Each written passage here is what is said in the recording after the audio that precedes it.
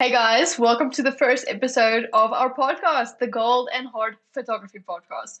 We are so excited to have you here, and we are so excited to be presenting you guys with all this information about all the industry leaders in our country and expanding into the world. So, welcome. Thank you for joining. Please subscribe and just follow along on our journey. To introduce myself, my name is Michelle, and I'm the photographer behind the Geldenhuys, and I'm joined by the awesome Lindsay. Hi, I'm Lindsay from Dearheart Photos. And yeah, we're just so excited. I think when we both started out in the industry, there was such a culture of meeting with people for coffee and calling other photographers, having chats together. And we feel like a bit of that has been lost, maybe because of COVID, maybe because of who knows why. But we wanted to bring a bit of that back and bring a bit of that community back, learning from each other. And as Michelle said, we have such rich talent in South Africa. And I think we can all benefit from learning a bit from each other and learning from some people internationally as well. For our first episode, we thought what better way to kick it off than to start with us because it's our podcast and we're both photographers too. So, Lindsay, why don't you start by telling us about yourself and just how you got into this industry? Cool. Yeah, so I am 32. I had to think about that the other day because I feel like COVID and lockdown last year didn't really happen. So 32, I studied photography after school. I think I'm one of the few people in the industry that actually studied. And I don't think that's an advantage necessarily. I think it just happened that way. But my parents were set on me getting a degree, and for whatever reason. And Stellenbosch Academy, actually, in Stellenbosch, obviously, was one of the few places that offered a BA for photography, or specifically in applied design, majoring in photography. So I'd heard about it through a friend, and I thought, that's great. That's where I wanted to go. I didn't know that I wanted to do photography exactly. I just knew that I wanted to do something in the creative field, and they had a whole umbrella of different spheres. So it was there that I really found my love for photography and my love for telling stories. I never thought I'd do weddings. The wedding photography that I'd seen was stiff and boring and very traditional in the worst sense of the word. I wasn't in the phase of life that I was looking at a lot of wedding photography. So it was the furthest thing from my radar. What I was interested in was fine art portraiture and reportage and telling those like real deep artsy stories, which I still love, and I think it's still something that I'm passionate about. But weddings surprised me, and it wasn't until I met my husband now, or when we first started dating, that one of our mutual friends actually got married and said, "Hey, you're a photographer. Do you have any experience shooting weddings?" "No." "Okay, well, here's a bit of money. Do your best." And they sent me a few links to some cool websites. I think Green Wedding Shoes was one of them. And I just started seeing some international work and just some relevant recent weddings. And I thought, wow, this is amazing. This is so current. This is so fresh. And it's such a cool use of my passion for documentary stories and for reportage and for also incorporating a bit of that portraiture element to it. So yes, I photographed my first one then, and things kind of just grew from there. I didn't go straight into full-time wedding photography. It took me about 2 or 3 years working part-time and freelance. So I worked as a flexi-time retoucher for about 2 years doing retouching, and then I moved into doing that as a freelance retoucher. And then eventually, as I grew and as I got enough savings, I went into doing it full time. And probably one of the best pieces of advice a friend gave me when going full time was to make sure you have at least 3 to 6 months salary and savings before you go full time. And it just provides you with a bit of cushioning and a bit of comfort, because as we all know, it's incredibly difficult to be creative and to be light and free and able to create when you're stressed and you're burdened by the worry of money and how am I going to pay my bills. So that's kind of how I got into photography and how I started shooting photography. I never really second shot. I'm not sure why. I think I kind of regret that, actually. I think it would have been really cool to second shoot for people. I've second shot once or twice since I've been full time, just to learn or to help out a friend, and that's been really cool. But I kind of just went straight into it, and I think some of the advantages of that was that I learned quite quickly what my style was and what I wanted to do without being influenced by other people necessarily.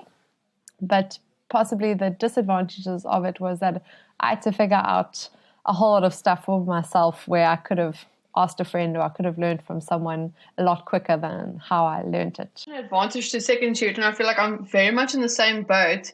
I just kind of built my business as it went along. But I think for you, you've been in the industry for so long now. I mean, your style is very definite and it's very true to who you are. And I just wanted to ask you, how do you feel your business has changed over the amount of time that you've been shooting? How long have you actually been shooting? So I've been shooting for about just over 10 years. And my business has definitely changed. I think I've tried to maintain a level of consistency with quality and just delivering the same kind of quality to clients. But I think in terms of my actual style, it's definitely changed. If you see photos from when I first started, my edits changed hugely. But I think also as I've grown as a person and as I've matured, my style has matured. As when I got married, I saw things from a whole new perspective, or a bride perspective, and realizing that the day is actually, it's full on and it's stressful as a bride, but also, there's certain moments that are actually so beautiful as a bride to sneak away with your partner. That was really special for me. And the ceremony, like all the things you kind of knew cognitively, but I never felt. And I think once I felt them, I had a whole new appreciation for those moments as a photographer. So that definitely influenced my shooting, that phase of life. But then also I've recently become a mum, and that's also changed the way I shoot a bit. I think it's changed the way I shoot, and that I see these moments between family, and they're so much more precious and richer than they were before. But also it's changed in the way I edit my work. I have to be a lot more precise and like to the point, and no more faffing. I have to I have a shorter time to do stuff, and I have to go for it. So I don't know if that answers your question about how my business has changed, but I think like all businesses, they were definitely teething in the beginning, and learning to deal with clients. It was a huge thing where I think as photographers sometimes we think it's just about creating pretty pictures or getting recognition on social media or whatever it is, growing our business. But I think a huge thing that I learned was dealing with clients and creating a good experience as a business and as a company, not just as a creative. I also wanted just to touch on just kind of in a world where things change so often, and you mentioned social media. I mean, we're so exposed to so many photographers and we see trends come and go. How do you feel you've remained consistent and relevant in this industry for so long? Well, thank you. I think it's always a fear of mine is as I grow older, or as that I lose touch with what's happening and what's relevant to my clients. But I think it's just being aware of what's there and listening to your own personal instincts.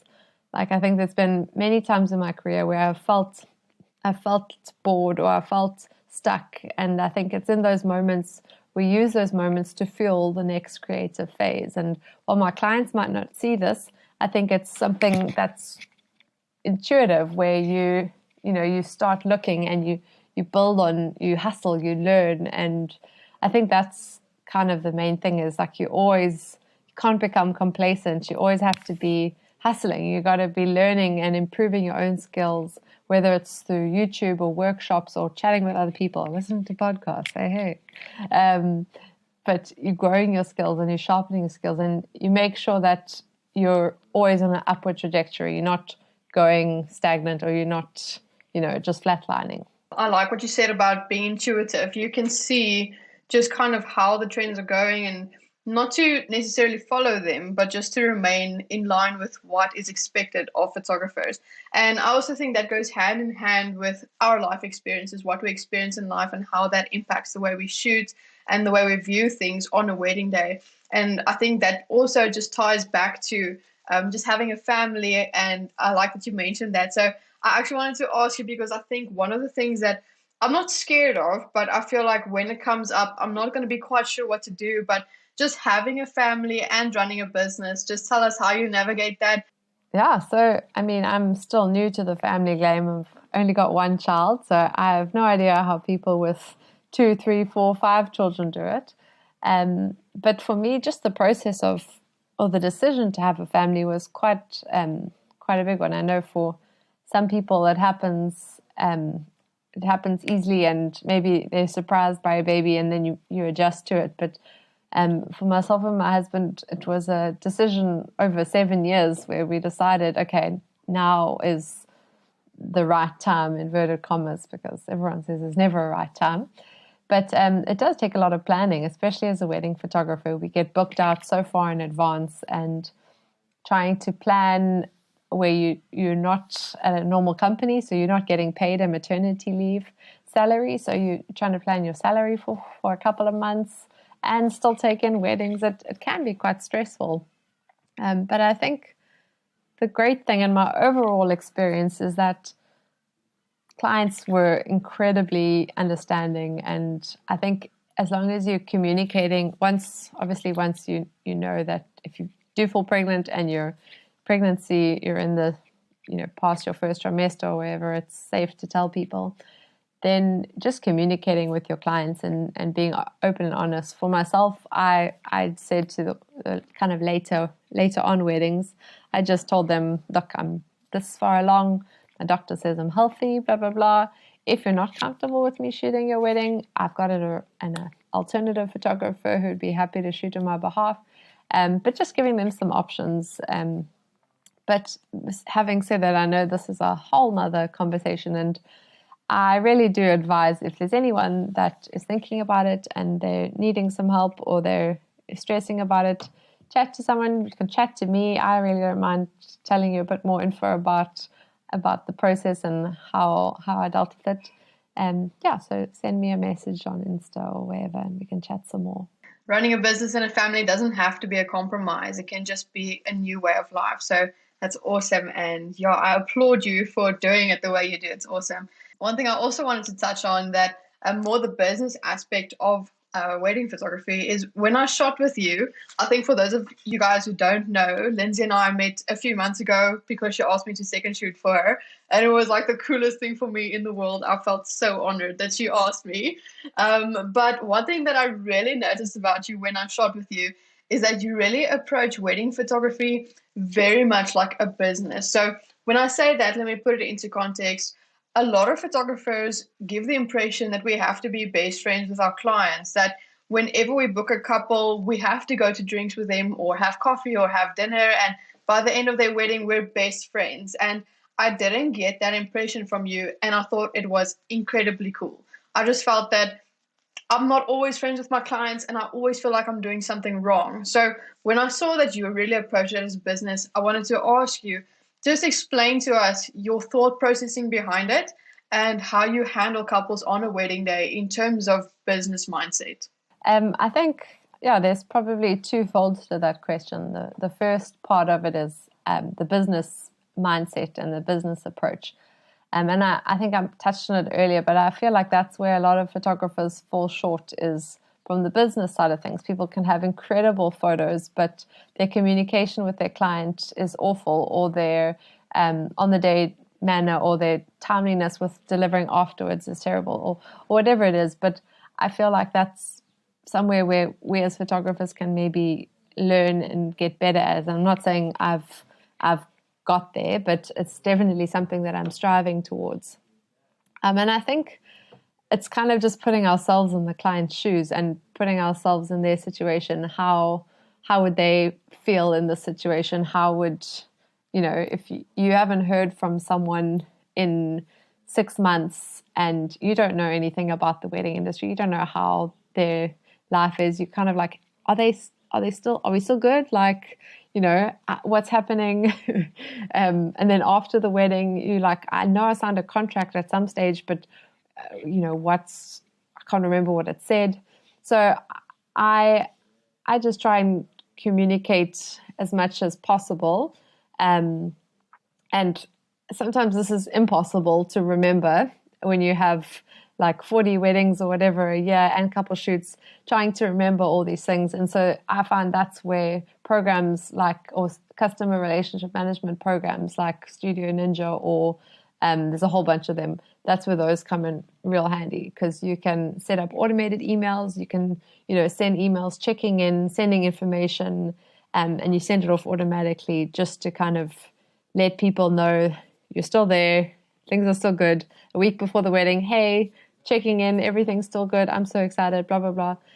So I think there's that level of professionalism, and friendly professionalism really goes a long way.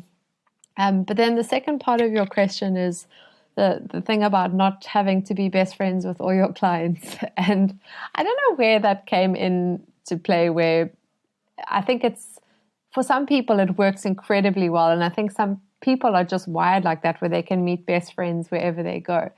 But I think it almost became like a weird pressure-filled moment. And I think anytime you put two people in a room together that are strangers and you say, be best friends, it's going to be awkward, and there's going to be pressure from whoever's heard that, So I'm obviously friendly to my clients, and a lot of my clients are friends of mine. I really do enjoy them, but I think I don't have that pressure to try and be best friends with them on the day.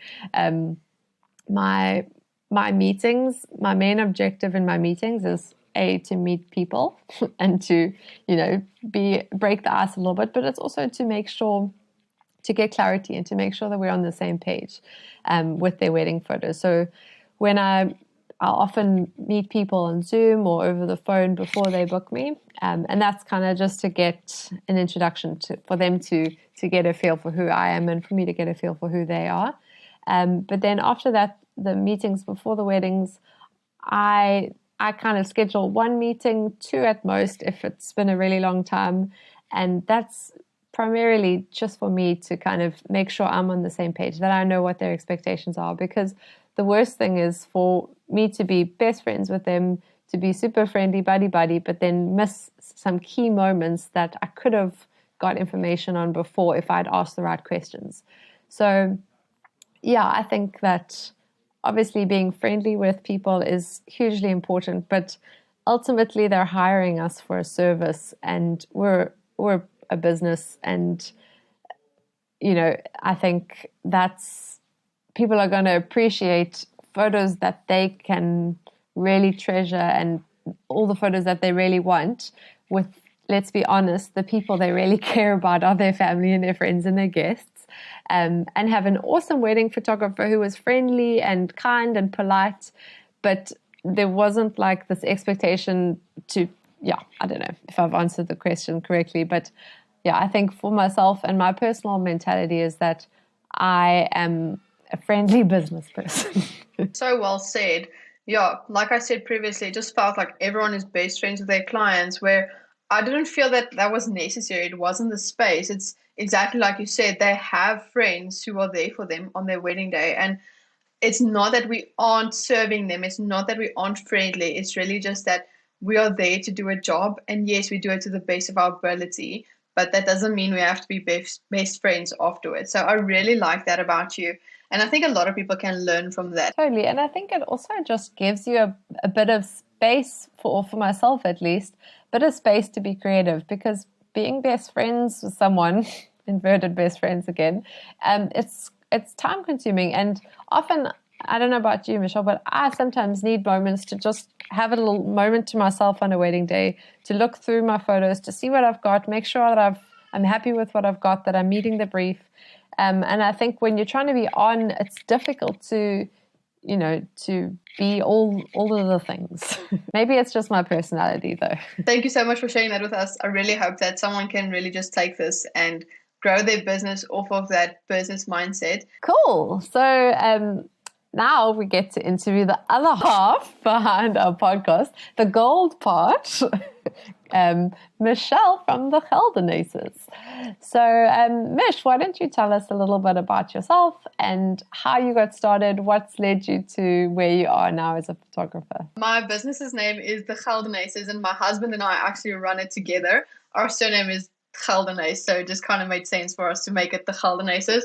And he does the videography and I do the photography, which is such an awesome thing for us to do together.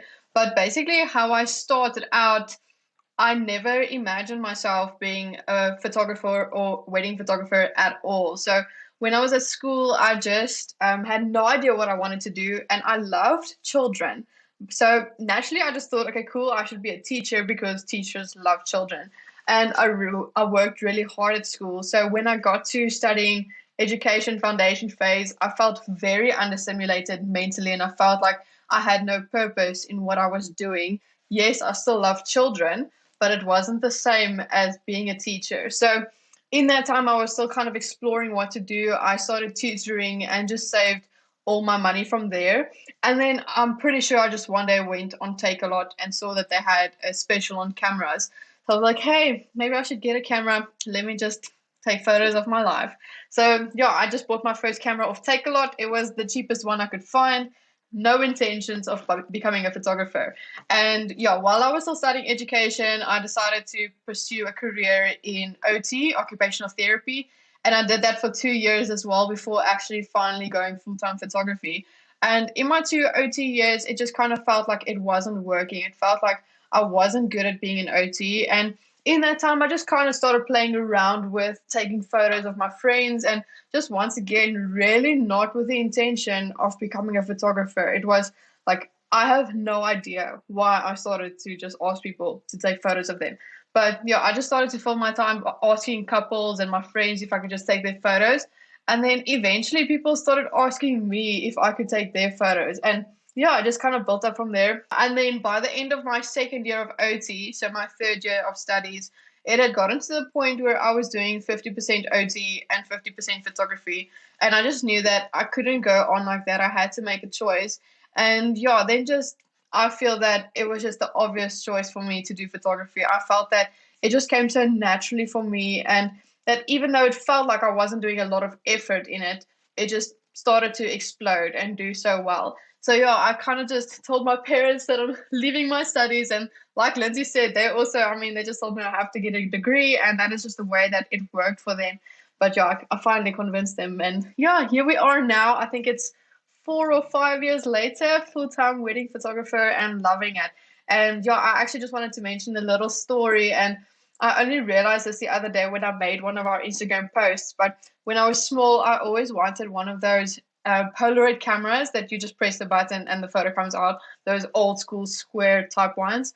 And yeah, I just loved that it captured the moment exactly how it happened, and that you cannot alter it in any way. It was literally what you saw is what the photo came out as. And I think that is really where my love for photography started, that it was just about capturing moments and capturing stories, and not just, yeah, just creating a photo for the purpose of creating a photo. So yeah, I think that's basically in a nutshell where it started. Just my story. Awesome. And so that moment where you found that camera and you loved creating those moments that you couldn't alter, do you feel like you've brought that into your wedding photography? I know there's obviously lots of different styles of shooting. There's pure reportage, fly on the wall vibe. There's, styling, but still capturing memories. And then there's the more pose style. Where do you feel like you fall on that spectrum, and how do you feel that just that initial interaction with the Polaroid camera, how do you feel like that's influenced your style of shooting? So I definitely feel that I've brought that thought into our photography business. Yeah, so basically on my first wedding full time, I had no idea what to expect because, as I said previously, I hadn't really second shot for anyone. And so I just kind of went into the day like, okay, well, whatever happens, I'm just going to capture. And I think I just kind of obviously started to realize what needs to be captured and directed more towards that, but still just going into every single wedding day just with the thought that whatever happens, I'm going to capture. And yeah, so our little tagline is we capture moments that last a lifetime. And I really feel that that is such a great motto for our business, because we feel that we are capturing moments that when you're 80 years old, sitting on your porch with your husband, you can still look at them and feel the love that you experienced on that day.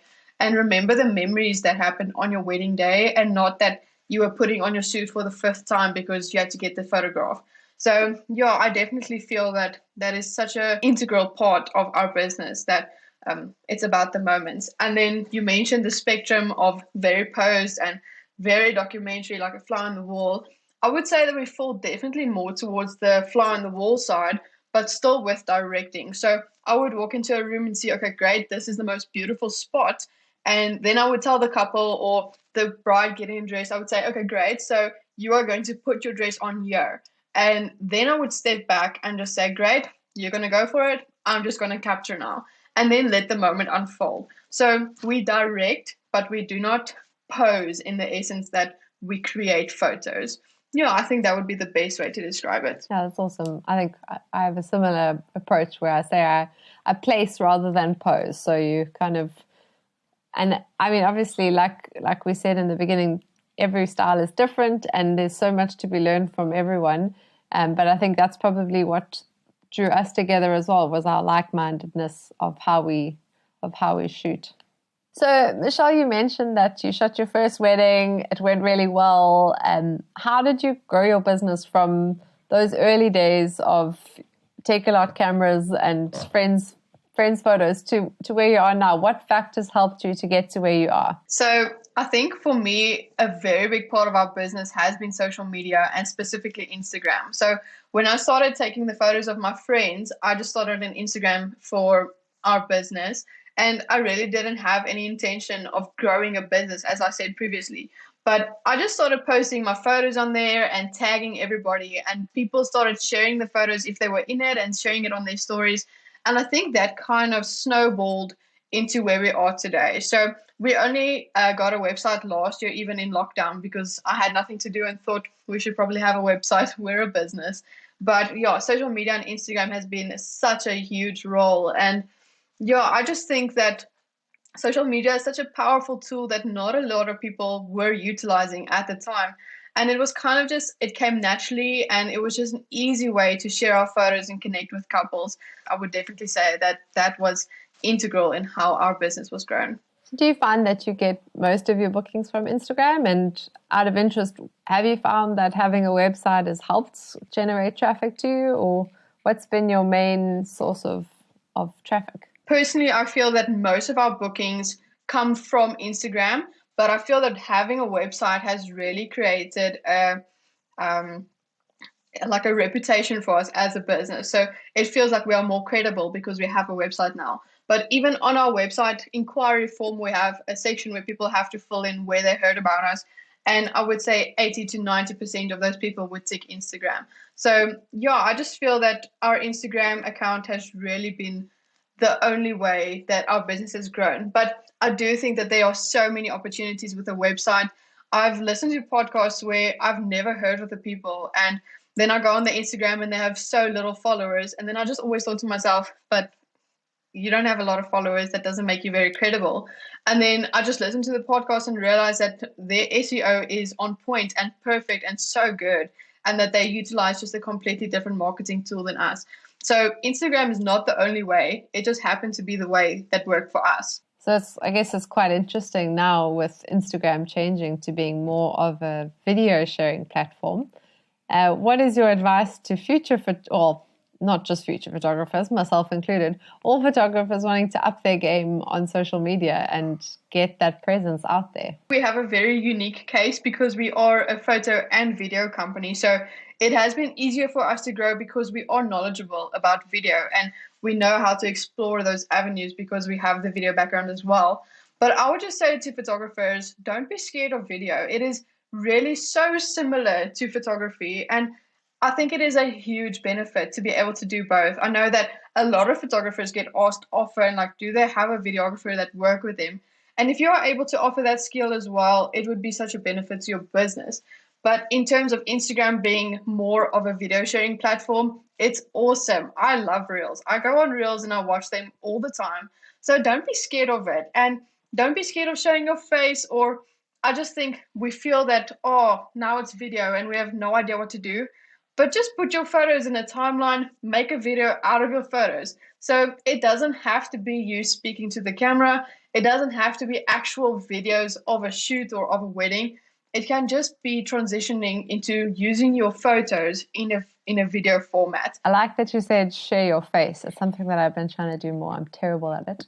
But something I've noticed about your Instagram, although you're a couple and you're obviously a business as well, you have a very clear voice and you have a very clear like brand identity and way of speaking.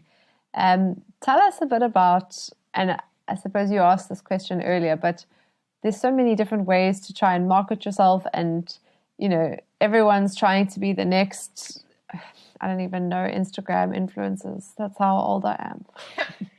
Everyone's trying to be the next Michelle. How do you go about finding your voice on Instagram and social media platforms? How do you stand out from the crowd?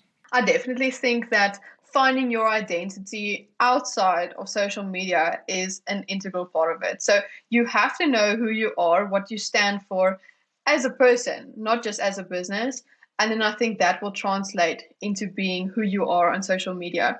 And I think it's very difficult to start showing your face or having a voice on social media as a person. So just start slow. I always tell people, even if you just start by posting a photo of yourself on your stories and then slowly transitioning into speaking on your stories. And I think for us, it was kind of, we just started because we thought, oh, let's just do it. Let's just go for it. Yes, it was super awkward in the beginning, but now we're so used to having a voice and just being who we are. And I also think it came with a lot of experience. So people think, oh, it happened so quickly for them, but it has also been 5 or 6 years that we have been in this industry trying to build our voice. So I would just say be true to who you are, stand up for what you believe in, and I think that will reflect in the business that you have. So for us, it has really been just being a husband and wife who love each other and love the Lord. And I feel that that is very much communicated across our Instagrams and just how we portray ourselves. And just the love of storytelling and the love of capturing moments. And I think that has been a resounding voice for us, just that it really is about the moments and capturing just the story of a wedding day. I love that. You touched on just showing personal things about yourself and obviously you and your husband and your faith. And so I wanted to ask, what, in your opinion, because I think there is a line where, there's personal, but still trying to be professional. How, in your opinion, do we maintain that as photographers, where we're obviously showing face, we're being relatable, but we're still a business, we're still being professional? I think I'm very opinionated about this because I think at the end of the day, you have to think, who is your following? What is your following made up of? Because I think people are very quick to forget that their following is also made up out of their clients. So when I go to an Instagram page and I see a lot of personal things, yes, it's great. And I love knowing who the photographer is and knowing who's going to show up on my wedding day, because I think there's nothing worse than going onto a page and you literally have no idea who the photographer is. I mean, you don't have a name, you don't have a face, nothing. So I think it's really good to show your face. But then on the other side, professionalism is very, very important because you are a business and you are showing up to your clients as a business. Yes, they can relate with you, and yes, they can love who you are as a person. But being a business is still, at the end of the day, the most important thing. So there's nothing that irritates me more than going on an account and seeing people bad mouthing their clients on Reels because it's relatable to other photographers. Sure, it's funny. Yes, it might get a lot of views. But if I was your client, I would really think, I don't know if I really want this person to photograph my day because they're being really unprofessional on social media. So, just remember who your following is. It's clients and other photographers. So be professional while still being personal. Yeah, that's great advice. I guess my last question for now is, you speak about we and husband and wife team. How did you guys end up meeting, and how how did you decide that you wanted to work together? And also, while we're on it, what are some of the pros and cons of working with your spouse? So basically, we met at church. I thought he was really good looking, and I stalked him a bit. And then eventually we met, and yeah, then we kind of started dating, and it was great. And now we're married. So that's kind of how we met. But when we met, he was still studying as well. He was pursuing a career as a lawyer, and he didn't find any interest in photography while I was doing it. So I was already pursuing it. I think for him, studying, he did really well. And the love of studying was more about the chase. He loved doing well at university. So it appeared like he loved what he was doing, but it was really more just the passion of studying. I remember he used to actually have a competition with himself to see how long he could study, and then the next day he would try to break that record. So it would be like 8-9 hours. Oh, it was crazy. I mean, really. And yeah, and then at one point he went to intern for a lawyer firm, and he just hated it. On the second day he called me, and it was a week long, and he just said like he doesn't even want to go back the next day. He just didn't like it at all. And I think a lot of people experience that when they study something and then actually go to the workplace and find out it's completely different. And in that time, I think he kind of saw what I was doing, and I think he Googled or went on YouTube and just put in how to use a preset. And yeah, then he kind of found a videographer explaining how to use presets, and he just fell in love with that aspect of it as well. And then he would just come with me to couple shoots, and I think he just got a camera on his own, and he would just come with and make like a little video of the couple shoots. And then basically it came down to a friend of mine asked me, do I know a videographer? Because I'm a photographer, I should know videographers. And I just said, well, Gustav is a videographer. He can do it for you. And yeah, then she booked him for his wedding. And yeah, that basically is how he started and got into it. And yeah, now he's full time as well. So it's awesome. And then I think with your second question, the pros and cons of it, I think it is awesome. It is so incredible to have someone who is not only your partner in business, but literally your partner in life. So for couples, we usually just tell them we think it is such a benefit to have both who are from the same company. Because I've worked with other videographers, and then when I look at their video and I look at my photos, it looks like a completely different wedding. It feels like we captured different things, and it just isn't, I don't know, it just doesn't look the same. Where with Gustav and I know what he needs to create a video, and he knows what I need to make the photos. So we are the whole time in tune with each other's needs on the wedding day. And then at the end of the day, when you look at the end product, they reflect the same thing. They reflect the same mindset. So I think it is a huge benefit.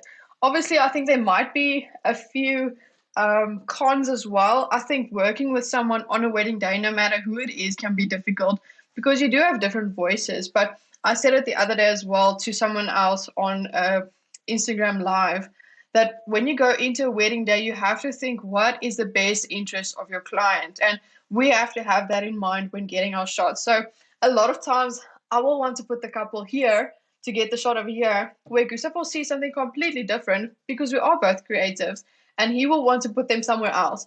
And then sometimes we both have to compromise. We have to say, okay, cool, it's fine. We can do it where you want to do it. Or he has to say, we'll do it where you want. And there have been times where I regretted the decision we made because I felt that my place was much better. But then other times we just realized, wow, like we have to compromise and think about what is the best interest of our client and really just go with that on the wedding day. So put aside your ego, put aside how you're feeling, and just have your client's best interest at heart. So yeah, there are little fights that come up, but I think it's much better to work with someone who you know and love than to work with a stranger who you meet on the day and then not even know what to expect from them. Yeah, I think it definitely has its pros and cons. It's interesting hearing about the way you guys choose spots, because I think for myself, I obviously don't have any videographers in my team. I have videographers that I recommend and that I love working with, but I think generally the approach is their approach to me is, Lindsay, you go for it, you say what you want. If there's something we see, we'll jump in and say it. So it's really interesting hearing how you guys work together. That's really cool. Do you guys only work weddings together, or do you do weddings separately as well? Basically, we do separately and together, but obviously we do prefer to do it together. So I would say about 80% of our weddings we do together. Gustav is also at a place where he doesn't want to do so many weddings. So I think the only time we really work separately is if a couple would only want photography, and then they would book me. And then if we are available on that day and someone inquires for video, then Gustav would take on that booking as well. So then we would do it separately. But I think if a couple wants photography and videography on their day, most of the time they would take both of us. They wouldn't use another photographer or another videographer. So, yeah, I would definitely say we work together most of the time. That's awesome. All right. So that brings us to our next segment of the podcast. It's going to be a reoccurring segment where we ask all of our guests, and we also will ask each other. And it's called Expandagram. And in this segment, we look at a picture from each person's Instagram, and we find out a bit more about the context, the behind the scenes, and just a little bit more extra info on that image. So the images that we've chosen for this week, and a little sidebar, you'll be able to find those images on the YouTube channel as well as on our Instagram account. So you can scroll through and see what we're talking about. But the images that we've chosen for this week come from the very first wedding that we shot together, like Michelle mentioned. And so, Mish, yeah, you can start us off on the image that you've chosen. This photo was taken in the first dance, the couple's first dance. And I think what made it very, very unique was it was kind of just after a big portion of the lockdown where we weren't able to have weddings.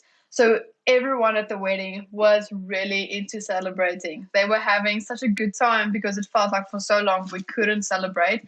So, I mean, it was such a lack of vibe. And then what made it even crazier was that we had no idea that there were going to be confetti poppers. I mean, we're just doing our thing, photographing the first dance, and I don't know how they communicated. Yeah, I don't know how they communicated with all the people there except us that these confetti poppers were going to go off at the same time, but we didn't know. So I think they told everyone when he dips or something, everyone has to pop the poppers, and they did, and we had no idea. So it was a huge surprise, but in the end, it was kind of like Lindsay and I just running around trying to get the shot because the confetti also doesn't last very long. So yeah, I managed to get this shot, and I was very, very happy about it because we had no idea what to expect. And yeah, it was just kind of out of the blue. But yeah, it was awesome to see at the end that I actually did get the shot when we were so unprepared for it. And sidebar, that's why having two photographers is so great, because I did not get the shot. I think I got the tail end of the shot because I was looking at a previous photo and I was like, oh crap, okay. Yeah, we had no idea what was happening. And the image that I've chosen is one of the couple walking in the streets during the couple shoot. So this wedding was taken in downtown Joburg. I'm from Cape Town. Mish is based in Pretoria. So I don't know anything about Joburg, to be honest. I thought that it was like Cape Town City. And so when I told some of the people that I met or some of my family in Joburg that I was, shooting and staying in the city center, they're like, oh, be careful, you mustn't do this or that. And I mean, I don't know how true it is, but I got quite a fright, and so we ended up driving to the wedding, which was literally across the street because we were nervous to walk with all our bags. But the behind the scenes of this photo was the groom, lovely, awesome couple, but he was a little bit more hesitant on having photos taken and wasn't that keen to pose for too long. They were doing amazing, and I'd said to them, guys, look, I'd really, really love to get just a view from a higher vantage point. The Airbnb where I was staying at had a rooftop which looked out, and it was right opposite. So I was like, can we go there? And he was kind of like, oh, I don't know. The bride was keen, so she's like, no, let's go. And for me, this is like part of my nature is I always want to make sure that the couple are enjoying themselves and are having a good time. And yes, I'm there to provide good photos, but I'm also there to make sure that they don't have a crappy experience. And I don't want them to walk away looking at their photos and the only thing they remember is how the photographer was so pushy and pushed her own agenda rather than, letting them have fun. So, but I really felt strongly about this, and she was keen. So I was like, okay, cool. We'll do like 5-10 minutes max. So we went up, and it was this beautiful sunset. And at the end of the shoot, the groom actually was like, "That was so good. I'm so glad we went up there. It was really, really cool." So I think that's kind of the little behind the scenes on that image. It was such an awesome wedding, and I'm so glad that we got to meet each other through it. Yeah, I think I will always be grateful that I had the opportunity to not only work with you, but that it just led to this awesome podcast. Yeah. But with that, I'm going to introduce you guys to our last little segment, and it will also be a reoccurring thing, but we just will be asking all of our guests what is one thing that they wish they knew back when they started photography. So Lindsay, kick us off with what you wish you knew when you started out. Okay. One thing I wish I knew when I started, I think there's two, because it's our podcast and we can make the rules. One is, I touched on it earlier, is that as much as delivering beautiful photos is primary, being a good business owner and having good communication skills and business skills is also vital for having a successful business and for growing your business. You could have amazing photos, but no one sees them and you don't grow as a business. So I think growing the business side of things, or knowing a bit more about that, is something I wish I knew. And then also I think it's another thing that would be key is focusing more rather on beautiful moments. And I think that's something that definitely grew with me, where in the beginning maybe my main focus was the couple shoot, and the rest kind of felt like something I needed to capture, where I think now I really feel like there's the moments throughout the day, like everything is key, and the couple shoot are a lot shorter for me nowadays than they used to be when I first started out. They were longer, like an hour long. Now they're half an hour, 40 minutes at most. And that's kind of standard, because I don't feel that is the most important part of the day. I think it's amazing, and I love it still. I love a good sunset as much as the next person. But I think capturing those moments are vital. And Mish, what's one thing that you wish that you knew when you started? I think for me, I would just tell myself that you're not the hero of the story, your couple is. Because I think it can be so easy just to think about what we want. And I think it also goes hand in hand with what you just said, that a lot of photographers, they only care about the couple shoot because that's their money shot and what they're going to put on Instagram. But just to tell myself, it's not about you. It's not about what you have to get. It is literally about your client and serving them in the best way possible, that their photos represent a cohesive wedding day and just all the memories of their day, and not just what you wanted to get for them. So make them the hero, make them the priority, and the rest will just follow. Love that. I want that to be mine as well. And stealing that also. Awesome.